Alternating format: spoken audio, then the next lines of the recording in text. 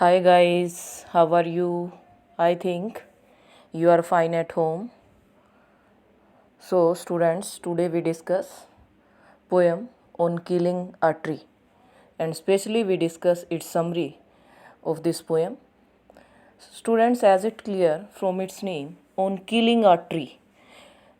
As it clear from its name, the poem on killing a tree, how a tree kill. जैसा कि इसके नाम से ही clear होता है कि कैसे एक ट्री मरता है, कैसे एक पेड़ मरता है. This describes the poem. It is describe in this poem how a tree kill.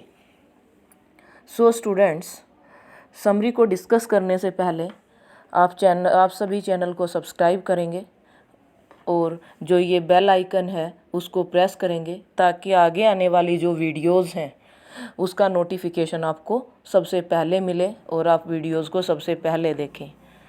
So students, we discuss the summary of this poem. It is very easy और इंटरेस्टिंग पोएम, और we can say a symbolic poem.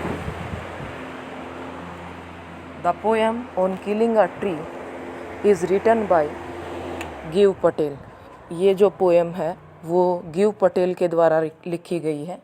It is a symbolic composition.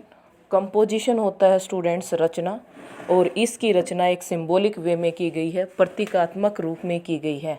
प्रतीक का मतलब यहाँ पे क्या है कि जो चीज़ें इसके प्रतीक के रूप में ली गई हैं, इसके साथ में ली गई हैं, जिनको इनके साथ कंपेयर किया गया है.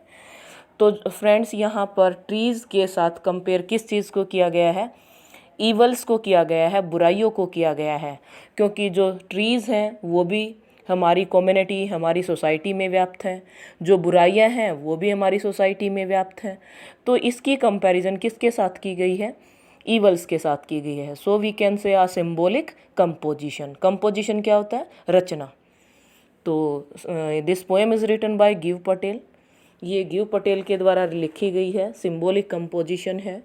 This poem is about trees. और ये पोएम किस बारे में है? ट्रीज़ के बारे में है. और which are firmly rooted in the earth. और स्टार्टिंग में मैंने आपको बताया था कि ये जो टाइटल है इसी से ये क्लियर है कि ये पोएम किस बारे में है, कि हाउ अ ट्री किल, कि किस तरह से एक पौधा, एक पेड़ मरता है, कैसे उसको मारा जाता है.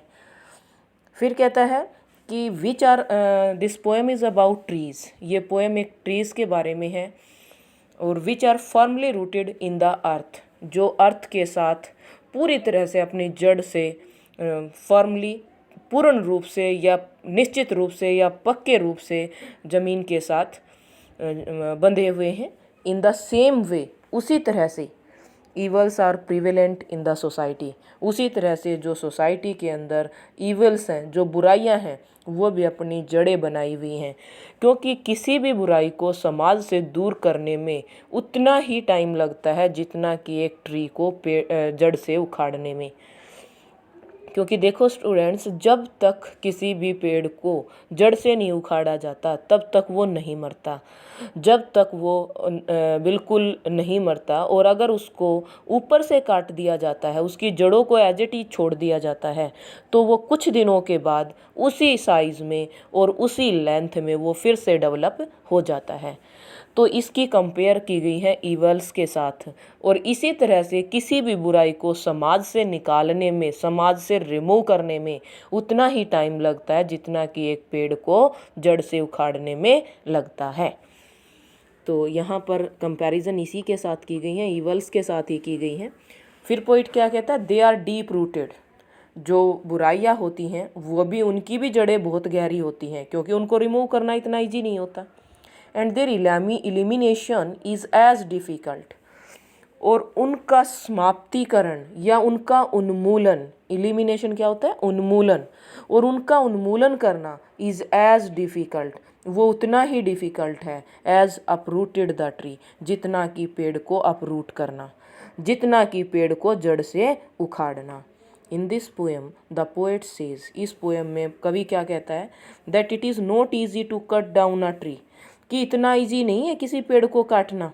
Because a simple jab of knife is never enough to kill the tree. अब कहता है पोएम में क्या कहा गया कि एक नाइफ का जो वार है, जैब होता वार करना, प्रहार करना, कि एक चाकू से सिंपल इसको काटा जा सकता है, लेकिन ये इतना इजी काम नहीं है। Because a simple jab of knife is never enough to kill the tree. किसी पेड़ को मारने के लिए सिर्फ एक चाकू का वार या किसी भी और किसी चीज़ का वार काफ़ी नहीं है, उससे एक पेड़ को काटा नहीं जा सकता और काटने से उसका सोल्यूशन नहीं है। जब तक पेड़ को जड़ से नहीं उखाड़ा जाता तब तक वो एज इट इज़ बना रहता है, कुछ टाइम के बाद उसी साइज में आ जाता है। When a tree is cut, जब एक ट्री को काटा जाता है, it develops into full length after the years of sunlight, air and water। जब एक पेड़ को काटा जाता है तो कुछ टाइम के बाद वो उसी लेंथ में डेवलप हो जाता है। कब? After the years of sunlight, sunlight लेकर के, क्योंकि सूर्य की धूप भी बहुत ज़्यादा ज़रूरी है, एयर और वाटर भी ज़्यादा ज़रूरी है एक ट्रीज़ के लिए। तो इन सब को लेकर के और कुछ टाइम के बाद वो उसी साइज में आ जाता है।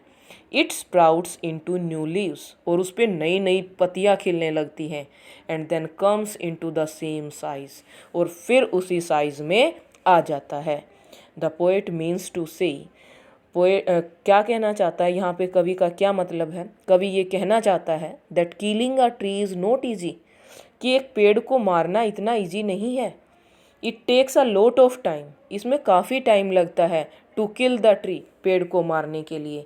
इफ़ द ट्री अनचेक्ड, और अगर ट्री अनचेक्ड है, अनचेक्ड का मतलब अगर हम उसके साथ किसी तरह की कोई छेड़छाड़ नहीं करते, बीच में उसको कट नहीं करते हैं या बीच बीच में उसको बार बार उसको काटते नहीं हैं, it grows in its farmer size.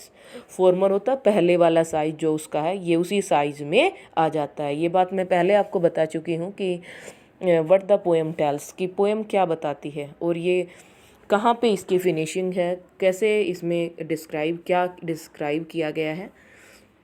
तो पोइट क्या कहता है कि पोइट ये कहता है कि अगर किसी ट्री को हमने काट दिया और कुछ टाइम के लिए उसको अनचेक्ड छोड़ देते हैं तो ये फिर ग्रो करके उसी फॉर्मर साइज में आ जाता है। आफ्टर दैट, इसके बाद the root is to be pulled out, और फिर अगर हम इसकी रूट्स निकाल देते हैं, पुल्ड आउट करना, निकालना, of the anchoring earth, anchoring होता मजबूती से अर्थ को पकड़े हुए, अगर इन जड़ों को निकाल दिया जाता है जो अर्थ को पकड़े हुए हैं, क्योंकि कोई भी जो रूट्स हैं वो किसके साथ समाई हुई हैं, किसको पकड़े हुए हैं मजबूती से, अर्थ को। तो अगर वो अर्थ से हम उसको निकाल देते हैं उसकी जड़ों को, the strength of the tree is exposed, तो तब जो ट्री की स्ट्रेंथ है, क्योंकि ट्री की स्ट्रेंथ क्या होती है, the roots are the strength of the tree. Roots को ही क्या कहा जाता है, पेड़ की स्ट्रेंथ कहा जाता है, उसकी ताकत कहा जाता है।